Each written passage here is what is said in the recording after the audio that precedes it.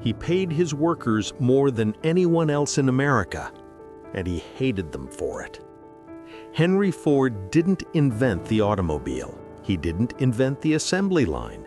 He didn't even build a particularly good car. What he invented was a way to make human beings behave like machines, and the world called him a genius for it. Before he became the man who put America on wheels, Henry Ford was a failure who couldn't keep a job. Twice he started car companies. Twice he was forced out by his own investors. They thought he was obsessed, stubborn, impossible to work with. They were right. But what they saw as a flaw was actually the core of who he was. Ford didn't just want to build cars. He wanted to prove that every person who doubted him was wrong. Every investor who dismissed him, every engineer who thought he didn't understand the work.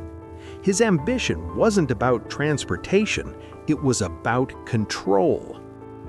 He grew up on a farm in Michigan, and he despised it. Not the land itself, but what it represented.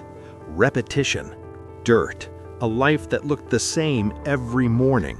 His father wanted him to inherit the farm. Ford ran. He went to Detroit, learned machining, worked with engines, anything that moved and made noise and didn't require him to plant seeds in the ground.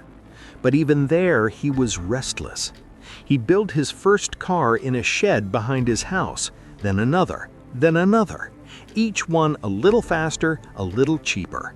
He wasn't trying to make something beautiful. He was trying to make something everyone could afford. Not out of generosity, out of domination. In 1903, he founded the Ford Motor Company. It was his third attempt. This time, he didn't let anyone push him out. He kept control. He refused compromise. And in 1908, he released the Model T, a car so simple, so ugly, so relentlessly functional that it became the only car that mattered. You could have it in any color you wanted, he said, as long as it was black. It wasn't a joke, it was a philosophy. Efficiency above all. Preference was waste. Choice was waste. Personality was waste. Then he did something no one expected. In 1914, he announced that Ford Motor Company would pay its workers $5 a day, double the industry standard. The news went global. Workers flooded Detroit. Economists called it revolutionary. Socialists called it proof that capitalism could be humane. But Ford didn't do it to be kind. He did it because his workers kept quitting. The assembly line he'd perfected was so monotonous, so physically brutal, that men would walk off the job after a few weeks. They couldn't stand it. So Ford paid them enough that they couldn't afford to leave. He'd bought their compliance, and it worked. But the $5 day came with conditions. Ford created a department called the Sociological Department. Investigators visited workers' homes. They checked if the house was clean, if the worker drank, if his wife worked, if he sent money to relatives overseas. If he passed the inspection, he got the $5. If he didn't, he got fired. Ford was paying his workers more, yes, but he was also controlling how they lived, what they ate, how they spent their time. He wanted efficiency in the factory and efficiency in the home. He believed he was saving them from themselves. The Model T made him one of the richest men in the world, and it made him certain that he was right about everything. He started writing, publishing, speaking. He bought a newspaper called the Dearborn Independent, and in 1920 he began printing articles about a Jewish conspiracy to control the world. Week after week, for years, the paper published anti-Semitic propaganda. Ford's name was on it. His money funded it.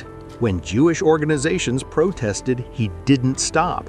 When advertisers pulled out, he didn't care.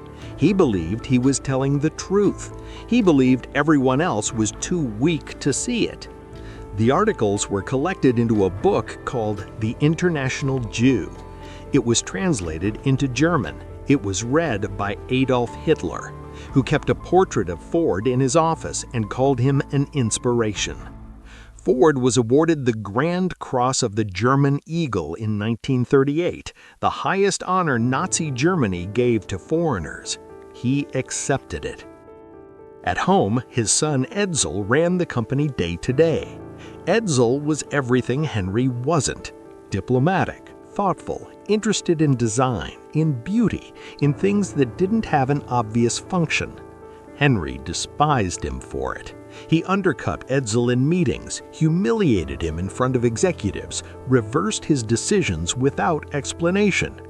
Edsel wanted to modernize the company, to design new models, to compete with Chevrolet and Chrysler. Henry refused. The Model T was enough, he said. It had always been enough. But it wasn't. The company started losing money, losing ground.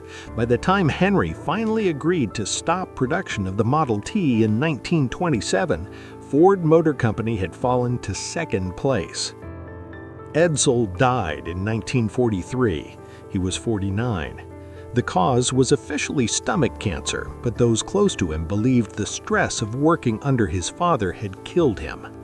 Henry took control of the company again. He was 80 years old. He was confused, paranoid, convinced that people were stealing from him. The company was collapsing. Executives were quitting. The board begged him to step down. He refused. In the end, his own wife threatened to leave him unless he gave up control. Only then did he let go. He died in 1947. By then, most people had forgotten the anti-Semitism. They remembered the car, the assembly line, the $5 day. They remembered him as the man who built modern America. And in a way, he did. He proved that you could make people more productive by making them less human. He proved that efficiency could replace meaning, that speed could replace thought, that control could replace trust. He wanted to free people from the limitations of distance. He succeeded. But he also turned work into something repetitive and numb. He gave millions of people access to mobility, and in doing so, he created a world where the car became necessary, where cities were built around roads instead of people, where freedom meant owning the thing he sold. He spent his entire life trying to prove he was right, and the cost was everything that didn't fit into that need: his son, his reputation, his capacity for doubt. He built an empire by refusing to bend, and he died surrounded by the consequences of never bending. The assembly line is still here. The $5 day became the template for modern labor. His cars are still on the road, but the man who made them never understood what he'd actually built. He thought he was creating progress. What he created was a machine that could run forever as long as no one asked why.